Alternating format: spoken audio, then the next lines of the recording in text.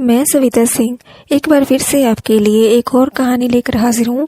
मेरा नाम अनुराधा है। मैं नागपुर में रहने वाली हूँ। मेरी उम्र 34 साल है। मेरी शादी हुए 7 साल हो चुके हैं और मेरे 2 बच्चे भी हैं। एक छोटा 3 साल का है और बेटी 2 साल की है जो अभी भी मेरा दूध पीती है। मेरा रंग सांवला है और मेरी फिगर 38-32-40 की है।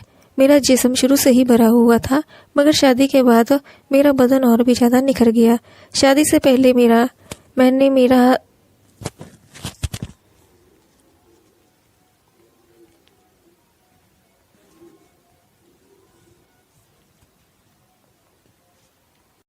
पहले मेरा उस समय एक बॉयफ्रेंड था। उसके बाद तो सिर्फ हस्बैंड ही है जिससे मैं बहुत ज़्यादा प्यार करती हूँ। लेकिन अभी मेरे पति से मुझे ज़्यादा टाइम नहीं मिलता। शायद ये बात सब महिलाओं के साथ होती होगी कि शादी के कुछ समय तक पति अपनी पत्नियों को बहुत कम वक्त देते हैं। मगर जहाँ जो 2 बच्चे हुए वहाँ मेरे साथ भी ऐसा ही हुआ। हमारी फैमिली में सिर्फ हस्बैंड के बड़े भाई और भाभी हैं, वो भी अलग ही रहते हैं, इसलिए हम लोगों को बिना रोके टोके रहते हैं। मेरे जेठ जी की उम्र 38 साल है। वो दिखने में औसत कटघाती के मर्द हैं। उसका पेट हल्का सा निकला हुआ है। उनकी खासियत ये है कि किसी भी अपनी बातों में फंसा लेते हैं। शायद इसलिए उनके बाहर इतने ज़्यादा चक्कर चल रहे थे। मैं जेठ जी को हमेशा भाई साहब बोलती हूँ। ये बात 1 साल पहले की है। भाई साहब का डिवोर्स हो रहा था। इसका कारण भाई साहब बाहर, जिसका पता मेरी जेठानी को चल गया था। मेरी जेठानी स्वभाव की बहुत अच्छी है। उन्होंने भाई साहब को पहले भी कई बार पकड़ा, मगर अपने बच्चे की खातिर माफ़ कर दिया। मगर जब भाई साहब अपनी हरकतों से बाज नहीं आए तो उन्होंने डिवोर्स ले लिया। भाई साहब पर इस बात का कोई भी असर नहीं हुआ। वो वैसे ही अयाशी करते रहे। एक रात मेरे पति के पास कॉल आया कि भाई साहब का एक्सीडेंट हो गया है। मेरे पति और मैं बहुत डर गए। मेरे पति तुरंत हॉस्पिटल गए तो देखा भाई साहब के हाथ और पैर पर प्लास्टर लगा हुआ था और सर पर पट्टी बंधी हुई थी। 2 दिन के बाद भाई साहब को होश आया। तब पता चला कि भाई साहब की आंखें चली गई हैं, उन्हें दिखाई नहीं दे रहा है। भाई साहब ये जानकर रोने लगे। तब उन्होंने मेरे हस्बैंड ने संभाला। 1 महीने बाद भाई साहब घर वापस आए। कुछ छोटी मोटी चोटी और प्लास्टर अब भी थे। अब भाई साहब हमारे साथ ही रहने लगे। भाई साहब का सारा टाइम बस कमरे में ही रहकर बीतने लगा। वो कमरे में अकेले ही रहते थे। मैं और हस्बैंड उन्हें बहुत समझाते, मगर आंखों की रोशनी जाने का दर्द इतना गहरा था कि उनको संभालने में काफ़ी वक्त लग गया। कुछ दिनों बाद भाई साहब ने सब कुछ ईश्वर की मर्जी मानकर खुद को समझा लिया।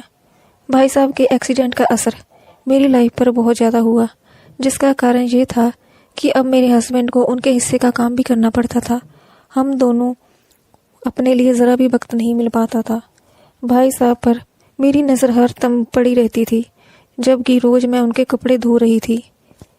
थोड़ी देर बाद मैं कपड़े धोकर उठी और भाई साहब के रूम में गई। वहाँ मैं उनकी चादर बदल रही थी तो उस पर दाग लगे हुए थे। मैं जल्दी से चादर बदल कर वापस आ गई। दोपहर के टाइम बच्चे सो रहे थे और भाई साहब भी अपने कमरे में थे। मैं उनके दरवाजे पर लॉक हल्के से घुमाकर खोला और अंदर घुस गई। अंदर देखा तो भाई साहब सो रहे थे। उस वक्त भाई साहब ने बनियान और पजामा पहन रखा हुआ था। भाई साहब तो सो रहे थे और मैंने अपने कमरे में जाकर सो गई। कुछ दिन तक तो मैं भाई साहब पर नज़र रखती रही, मगर मैं उन्हें ऐसा कुछ करते देख नहीं पाई। एक दिन भाग्य ने मेरा साथ दिया। मैं दोपहर का खाना लगाकर भाई साहब को बुलाने गई। मैं चुपचाप उनके रूम में गई थी। भाई साहब रूम में नहीं थे। तभी मैं उन्हें देखकर बाथरूम में गई। मेरे घर के सभी कमरों में बाथरूम अटैच है। जैसे ही मैंने अंदर झाँका तो देखा कि भाई साहब, जैसे देखते ही मेरी आंखें फटी की फटी रह गई। भाई साहब मेरे हस्बैंड जैसे दिखते थे। 1-2 पल बाद भाई साहब रूम में वापस आए। मैं वहीं खड़ी थी। भाई साहब को शायद लगा कि रूम में कोई है। उन्होंने मुझे आवाज़ दी, कौन? अनुराधा। मैंने कोई जवाब नहीं दिया। तभी भाई साहब ने मेरे बेटे को आवाज़ लगाई। मैं तुरंत दबे पांव कुर्सी के पीछे छिप गई। मेरा बेटा अंदर आया, अपने ताऊ जी को बाहर लेकर गया। बाहर जाते हुए मैं सोच रही थी कि कैसे मैं भाई साहब को रिझाऊं। वो देख नहीं सकते हैं तो कैसे मैं जानेंगे कि मैं क्या चाहती हूँ। जैसे ही मैं रूम में से बाहर निकली, दरवाजे भिड़ने की आवाज़ हो गई। भाई साहब आवाज़ सुनकर बोल पड़े, अनुराधा, क्या तुम अभी मेरे कमरे में थी? मेरे मुंह से आवाज़ नहीं निकल पाई थी। मैं बोलने लगी, वो भाई साहब, मैं अभी ही गई थी आपको देखने, मगर आप इधर आ गए थे। मैं भाई साहब को देखने लगी थी। उनको देखने से साफ लग रहा था कि जैसे वो जान गए हैं कि अभी मैं भी उनके रूम में थी। फिर हम सबने खाना खाया। मैं अपनी बेटी को दूध पिलाने लगी और बेटा रूम में जाकर खेलने लगा। भाई साहब बोले, अनुराधा, मुझे कमरे तक ले चलो। मैं उनका हाथ पकड़कर उनके कमरे में लेकर गई। भाई साहब बोले, अनुराधा, गेट बंद कर देना। मैंने कहा, ठीक है भाई साहब, आप आराम करो, कुछ चाहिए तो दरवाज़ा खटखटा देना और आवाज़ दे देना। मैंने गेट खोला और लगा दिया, मगर मैं बाहर नहीं गई।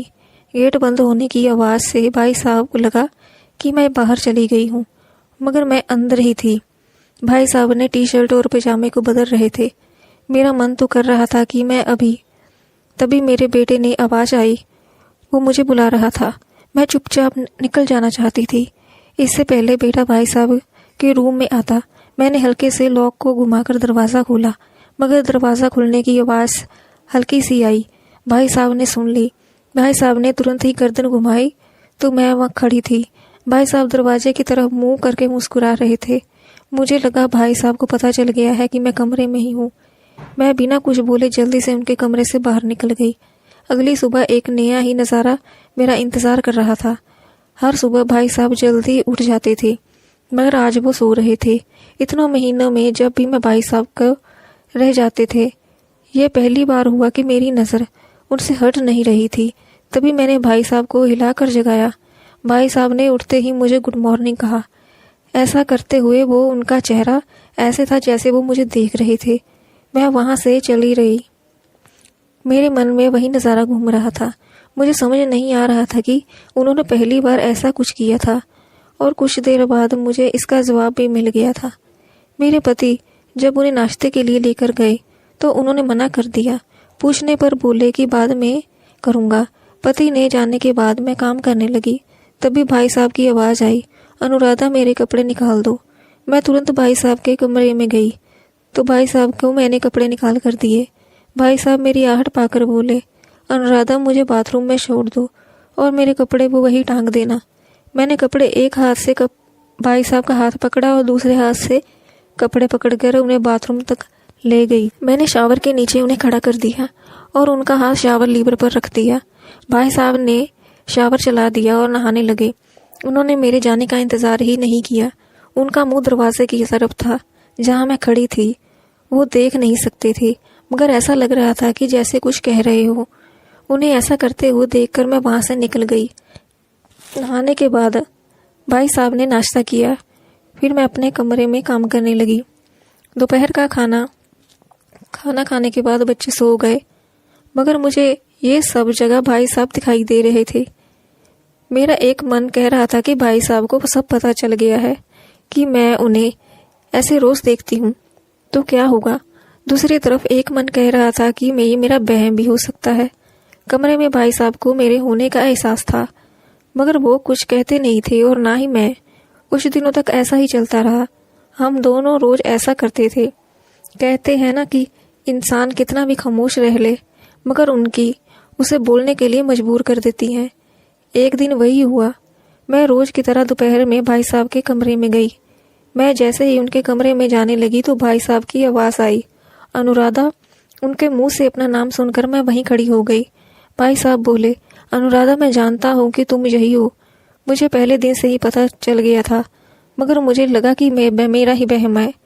फिर उस दिन दरवाजे की आवाज़ से मुझे पक्का हो गया था कि तुम यही हैं। मैं अंधा हुआ हूँ, बहरा नहीं। अनुराधा, मैं देख नहीं सकता, इसलिए ऐसा करना पड़ रहा है।